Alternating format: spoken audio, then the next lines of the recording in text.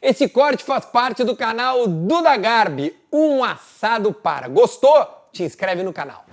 Eu tava agora na Copa do Mundo de Clubes, eu tava nos Estados Unidos, tava em Miami lá. E no dia que os Estados Unidos bombardeou o Irã, eu tava indo num jogo nos Estados Unidos. Então, tipo, pra mim foi uma loucura. Eu falei, o país que está bombardeando o outro nesse momento, eu tô aqui bem tranquilo, andando nas ruas e tudo mais. E claro, eu não estava lendo sobre a disputa, embora isso venha para ti, claro, né? Mas eu achei muito curioso o mesmo país que né, faz o que... E aí tem as razões que, de fato, eu não sou um conhecedor para dizer se está certo ou não, mas é o mesmo que está sediando uma Copa do Mundo e que eu tô lá, tomando minha cerveja, curtindo, me divertindo e gritando o gol. O esporte, né, as questões culturais, elas têm um papel nas disputas também, na diplomacia e uma série de coisas. E a gente vê isso acontecendo. Um exemplo mais de clubes, né? Por exemplo, a Arábia Saudita está trazendo o futebol para lá. E vai ter Copa do Mundo lá, cara. Isso. Então, tudo isso é parte da criação, da construção do soft power saudita. Pô, a Arábia Saudita é um país, que as pessoas começam a olhar de um outro jeito para ela por causa do futebol. E ao fazer isso, ela começa a ser respeitada. Então, tem muita gente que fala, né, que é um sports washing, que você lavar ou limpar as coisas que você faz de errada com o esporte. E, então, por exemplo, sei lá, a Arábia Saudita é um país, é uma ditadura com vários problemas, poucos direitos para as mulheres, desrespeito aos direitos humanos. E uma maneira de não prestar atenção e focarem nisso, ela mostrar uma faceta legal. É levar o Cristiano Ronaldo. Isso, entretenimento. E alegria, esporte e tal. Então, esse é um jeito dela limpar a sua imagem pública perante o mundo. Não, total. Sem chamar atenção. Então, também existe isso. Claro, é estranho um mundo ir contra, por exemplo, a Rússia na última Olimpíada e não ir contra um Catar, por exemplo, que é um regime também... Assim, eu acho que esse é um ponto importante para as pessoas entenderem. Eu sei que isso começa a mexer já com a paixão das pessoas, mas vamos lá. Eu diria que o comportamento do mundo, né? Primeiro que as coisas não são regras absolutas, né? Porque é política. E política tem a ver com poder, certo? Claro. Então, quem tem mais poder faz mais o que quer. Quem tem menos faz menos. Essa é a lei de como funciona o mundo. E tem um órgão regulador que é a FIFA, no caso de futebol, né? Que também é... Isso, mas que ela também é movida por tudo isso. Dinheiro e interesses e tudo mais. Eu diria que tem países que são, a gente chama eles de revisionistas, que são ditaduras também, mas são revisionistas. O Catar e a Arábia Saudita, eles são ditaduras não revisionistas. O que um revisionista quer fazer? Ele quer mudar a ordem internacional.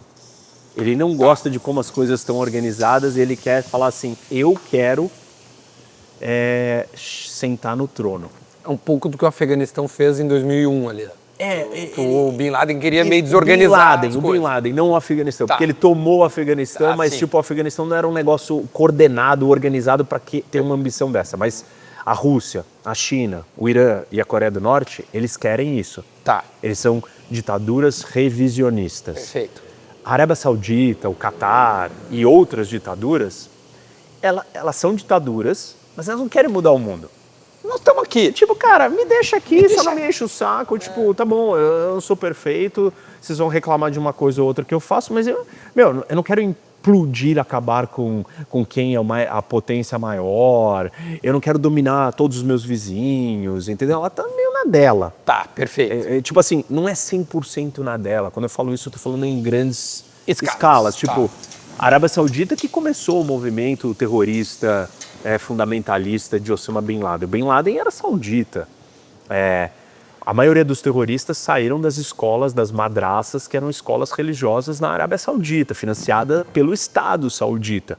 Óbvio que depois do 11 de setembro o Estado começou a parar com esse financiamento, cortou tudo isso, começou a perseguir, fechar a porta. Mas não quer dizer que a Arábia Saudita não faça ainda nada de errado. Ela faz um monte de coisas de errado, mas ela não quer mudar a ordem internacional. Ela não quer acabar com os Estados Unidos, com a Europa, conquistar esse e aquele. Ela não quer isso. Tá. O Irã quer, a Rússia quer. Então, aí a resposta para o mundo, né, para o mundo livre, ocidental, democrático, que são quem inventou todas essas coisas, onde que está o futebol mais decente? Nos países democráticos, países que têm regra, Estado de Direito, que funcionam dentro da lei e tal. Não são as ditaduras que conseguem inventar uma liga que dá dinheiro. Louco, professor, é que eu fui na Copa da Rússia, fiquei 40 dias lá, e realmente, quando tu tá dentro da Rússia, tu esquece o que é a Rússia, sabe? Sim. Ainda mais durante uma Copa do Mundo, que eu acho que Claro, é tudo maquiado, né? Isso, então, isso é uma outra, assim, um evento. Era um evento. Mas assim, cara, eu fui pra Rússia e voltei com a melhor das imagens, assim. Não, porque é um evento, né, esportivo. Não, certamente, eu voltei com uma imagem. Esse é um outro ponto da geopolítica dentro do evento, porque que o evento é importante. Outra coisa, a questão econômica. Assim, dentro da política a gente tem a ideia do pão e circo. E que é real, eu acho. Isso. Então você precisa distrair as pessoas das coisas principais. E aí você vai lá e constrói um monte de estádio para uma Copa do Mundo. Isso é útil. Entendeu? Para quem ama futebol, talvez eu vou falar que é útil. Mas eu acho que até quem ama futebol não achou útil, Então sabe? pronto. Então esse é o ponto, entendeu? Essa é uma questão que tipo, não faz sentido a gente ter feito isso. E por que fez? Porque ela é populista, ela é um movimento político, ela é um movimento de pão e circo, de agradar a massa, de corrupção. Nunca tem retorno. Tem um monte de estudo acadêmico profundo sobre isso. Sediar uma Olimpíada ou Copa do Mundo se você tem um retorno econômico. E nunca tem. Tudo que você gasta para fazer esse negócio não volta. Também é um assunto geopolítico, porque mexe com a economia. E eu tendo a concordar, embora eu tenha um exemplo que é a Barcelona, que é...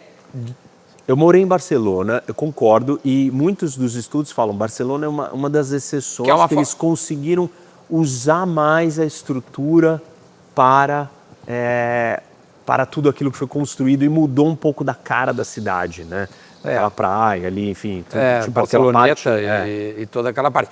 Diz que Barcelona 92, eles separam. Barcelona antes da Olimpíada e Barcelona depois. Mas é um dos poucos Mas acho que é uma exceção para nós usar como regra. Outro acho que foi Los Angeles, e por isso que eles fizeram 2 vezes já seguidas. Então conseguiu ainda pegar parte do investimento que foi feito na primeira e usar para um segundo. Né? Foi 84? Teve um outro ano depois.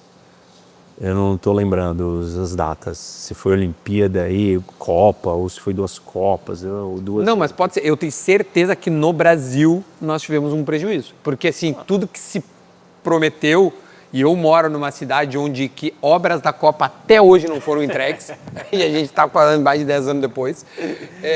Eu não preciso dizer mais nada, né? Que se as obras da Copa não foram entregues até hoje, né? A Avenida Tronco dentro lá da Cruzeiro, porque ia ligar o Beira-Rio, não sei o quê. Claro, partes da cidade. Disseram que ia ter um metrô na cidade, imagina. Jamais. Então. A cidade alagou no passado. Pois é. Então, de fato, não se fez nada, né? Ou seja, é um evento político, né? Totalmente. Não é um evento esportivo só. Eu acho o esporte é a máscara, mas ele só acontece por outras razões.